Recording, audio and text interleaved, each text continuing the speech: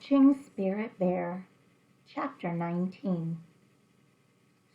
After returning to camp from his swim, Cole smeared lotion on his sore and blistered hands. A movement caught his eyes as he pulled on the leather gloves to start work. "Hey, look," he called, pointing across the bay. "Is that a coyote?" Edwin and Garvey looked up at a ghost-like figure moving along the far shoreline. "It's a wolf," Edwin said.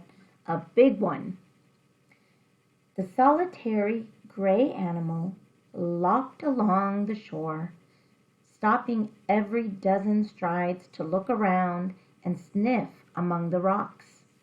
When it reached the stream, it lowered its head to drink, then bounded across the shallow rapids and disappeared into the thick underbrush. "Tonight we dance the wolf dance," Garvey announced. Already Cole had begun framing the roof. He worked hard and deliberately without speaking. He wasn't mad, he just didn't feel like speaking to anyone today.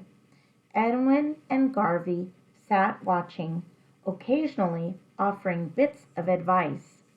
By mid-afternoon, Cole had finished covering the roof rafters with plywood and began nailing plywood to the wall panels. Every cut had to be made with a handsaw. The rain made the wood slippery and the ground muddy. In the late afternoon, Cole rolled back tar paper over the roof and tacked it down. Now the cabin was ready for galvanized roofing sheets. As he struggled to lift the awkward sheets onto the roof, wind caught at them. One sheet bent in half.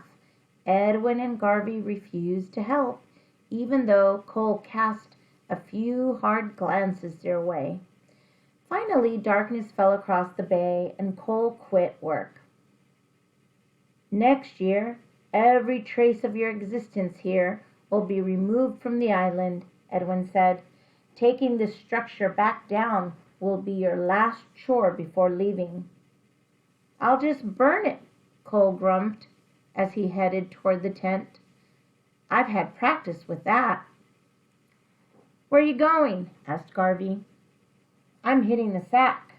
"Not so fast, champ. We're hungry, and you still haven't danced the wolf dance." "I'm dog tired. I'm not your slave. There's cold cereal over there if you want some." Cole crawled into the green canvas tent. "Have a good sleep," called Garvey. "Tomorrow we tear down the shelter and head back to Minneapolis." Cole poked his head back out of the tent. "What are you talking about?" "You're finished here," said Garvey, his voice hard and absolute. "There's not enough room on this island for both you and your attitude." Cole's thoughts raced. Garvey must be bluffing. But what if he wasn't? Nothing was worth that gamble. Cole stumbled from the tent. Okay, I'll fix you some supper."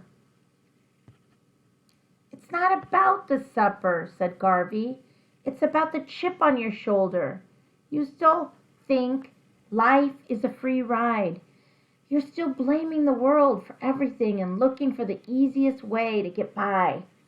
It's only been 2 days, and already you've got your attitude back." "I'm sorry," Cole stammered. "I didn't mean it." "Don't apologize to us," Garvey said. "Apologize to yourself. It's your life you're betraying, not ours." Cole crossed from the tent to the fire and fed wood quickly into the flames. Not a word was spoken as he prepared instant chicken casserole mix for Edwin and Garvey. He made extra effort to serve the food up nicely, but inside he didn't feel much like celebrating. He felt frustrated and desperate. Edwin and Garvey ate in silence.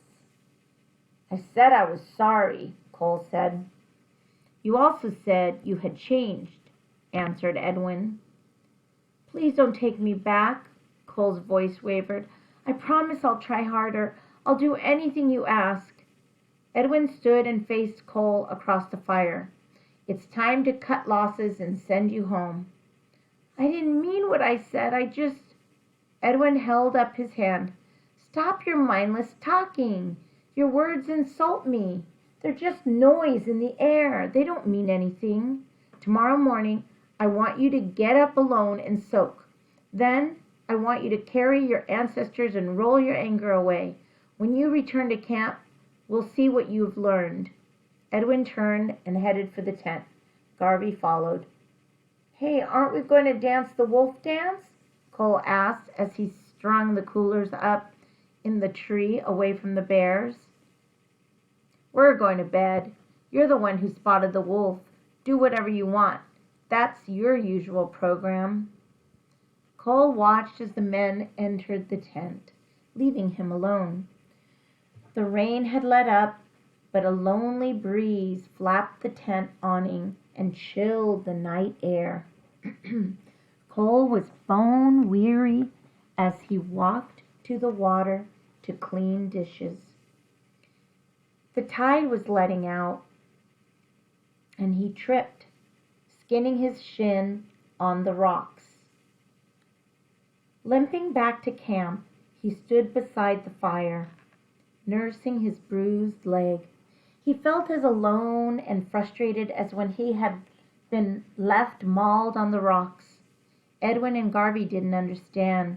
They didn't know what it was like to be this alone, this afraid. As Cole stared into the flames, he thought about the wolf.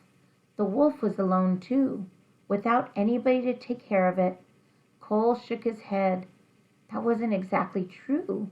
Wolves often hunt in a pack together. They accomplish more when more than they could alone. As Cole stared into the flames, he found himself crouching like a wolf. Slowly, he inched forward around the flames. His head hung low as if prowling.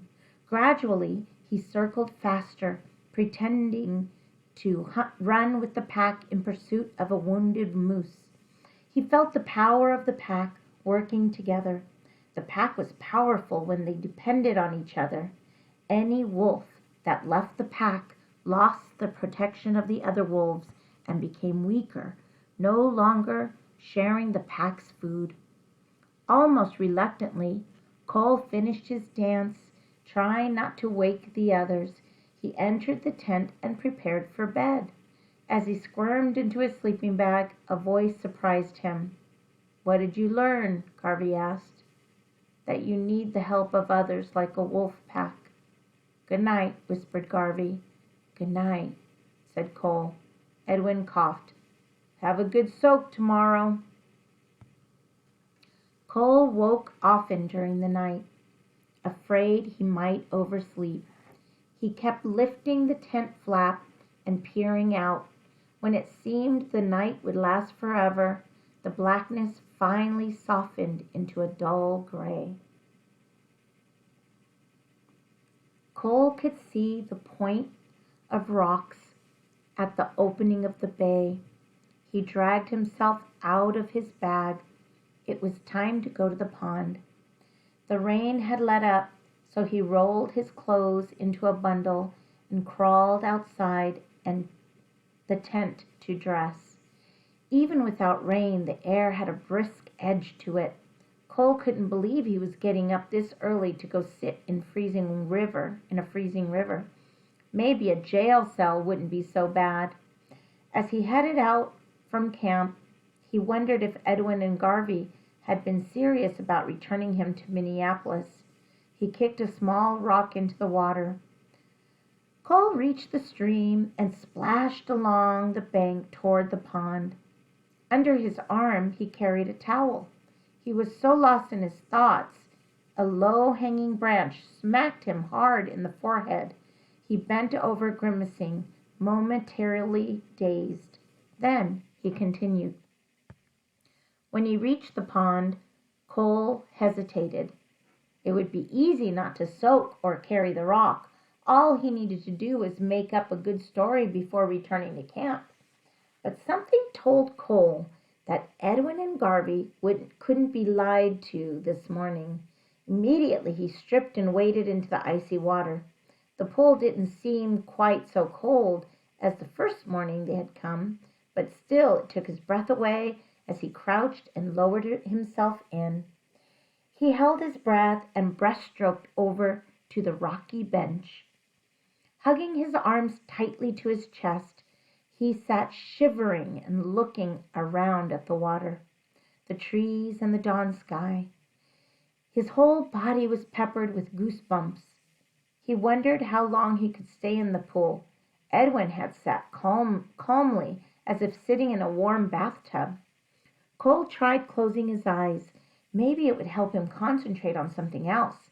He drew air slowly past his lips and let it escape the way he had seen Edwin breathe.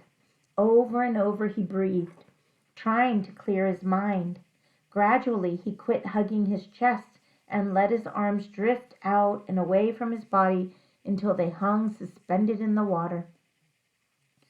Cole found that if he sat completely still, his numb skin actually felt warm. He breathed deliberately, imagining himself as calm as the pond. Slowly his eyes opened and he looked at the sky reflecting in the water. The floating clouds glowed red with the coming sunrise. A flicker of movement in the reflection made Cole glance up, but then he realized the movement was a fish hovering near his knees. Holding his breath, Cole watched the silver fish. He wondered how the trout would taste for breakfast. At the same instant he thought of eating the fish. It moved off and disappeared. Cole released his breath. Had he moved? Was that what scared the fish? Or had his thoughts exposed his presence? Surely the fish couldn't sense his thoughts. When Cole breathed again, he noticed that his breaths had cooled as if he were sucking on a menthol cough drop. He also noticed that in the water his joints didn't ache, nor did he feel pain in his blistered hands. His few thoughts seemed distant from his body. The cold water somehow suspended his whole existence.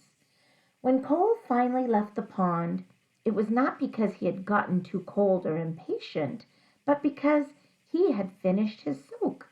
He drifted forward in the water until he could breaststroke gently, barely rippling the calm surface. On shore, Cole toweled dry. He felt he had discovered something, but wasn't sure what. All he had done was sit in cold water and try not to think, and yet that simple act had made him feel so calm. After dressing, Cole walked to where Edwin's ancestor rock had stopped when it rolled down the slope the day before. He moved stiffly from being so cold, but his joints didn't ache as they had when he crawled from the tent early that morning. He paused before lifting the rock and slowly stretched his body, touching his toes, reaching for the sky, twisting at the waist, and leaning backward. All the while he kept breathing deeply. The deep breath seemed to slow down his thoughts and make him calm. Cole wondered how Edwin had discovered this. Cole kept stretching. Then he lifted the rock and started up the hill. He neither rushed nor dawdled. He moved deliberately, trying not to look ahead at how far he had left to go. Instead, he tried to imagine each step as a day in his life. Whenever he stumbled, he imagined a day in his life when he had stumbled. There he had plenty of those days, but when he stopped to catch his breath, he looked back and saw how far he had come. He had come a long way since smashing Peter's head on the sidewalk. That seemed like another lifetime ago. Cole wondered if the consequences of that moment would ever disappear. Cole grimaced as he looked at the rock in his arms. He didn't want to spend his life in a jail cell. He hugged the rock tightly to his chest.